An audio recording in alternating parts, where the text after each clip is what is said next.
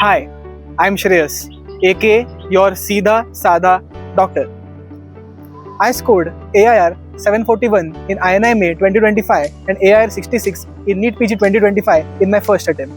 And as every topper does, I opened a YouTube channel.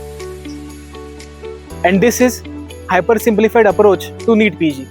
There are only 3 steps that you need to follow. Step number 1, revision of concise notes, endless MCQ practice, and final step, evaluation of your GTs. Coming to step number 1, revision of concise notes. It does not matter what is the source of your notes. Just keep it as your base and then solve PYQs.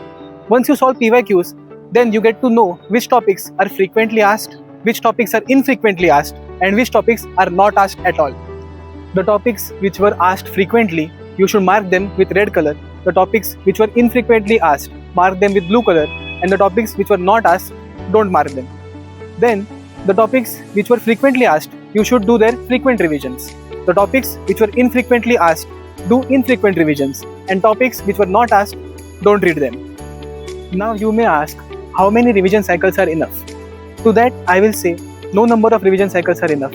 Just keep on revising till the date of the exam. Coming to point number 2, endless MCQ practice. Look, at the end of the day, NEET PG is an MCQ based exam. And if you don't do enough MCQs, you will be thrown out of the competition.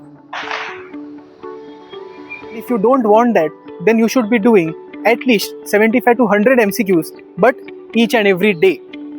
From today, you will be solving MCQs daily.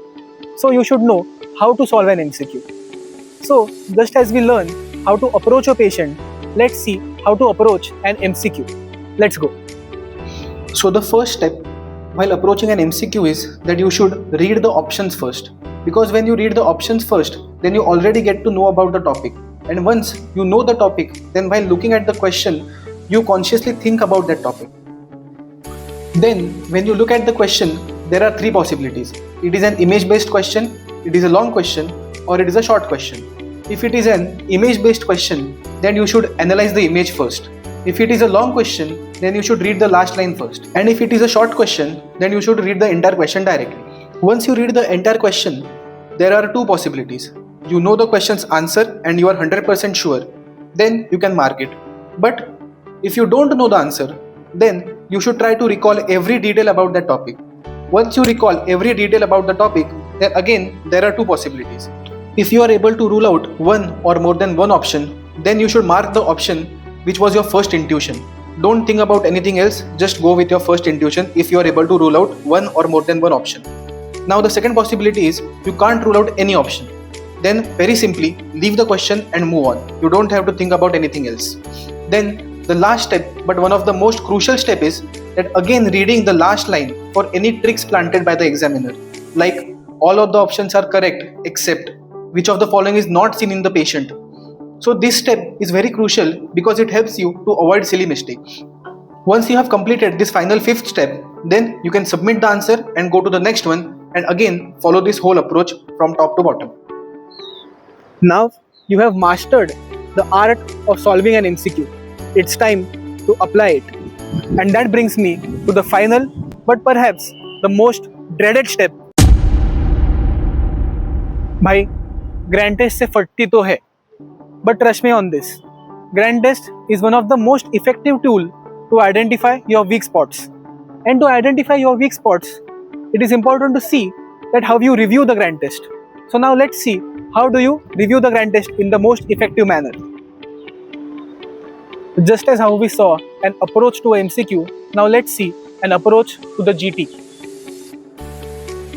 While attempting the GT, use mark as guess option as a cheat code. One use you already know. You use it when you don't know the answer and you have guessed it. But you can also use it when you know the answer, but still you want more information about that topic. Coming to reviewing the GT. While reviewing the GT, the most important step is how you review the wrong answers. Because at the end of the day, the wrong answer is your weak spot. So you should spend maximum time on it. There are 4 types of wrong answers. First, recall error. If it is a recall error, revise the whole topic again. If it is an understanding error, then you did not understand what the examiner was trying to ask. So you should solve more and more MCQs for that. Third is that it is a topic that you have never heard of before. Then you should classify it. If it is a PYQ or it is a PYT, previous year's topic, then you should read the whole topic and annotate it in your notes, revise it again and again. If it is not a PYT, then simply leave it. And the final error, it is a silly mistake. And if you have committed a silly mistake, slap yourself. To summarize, 3 hyper-simplified steps for cracking NEET PG. First, revision of concise material. 2, endless MCQ practice. And 3, grand tests. And if you follow these 3 steps consistently, I guarantee you will crack NEET PG this year itself. And if you have any queries, you can always DM me on Seedha Sada Doctor. Also, don't forget to follow me and subscribe to my channel because a lot of medical content is going to come up on this channel itself. Thank you.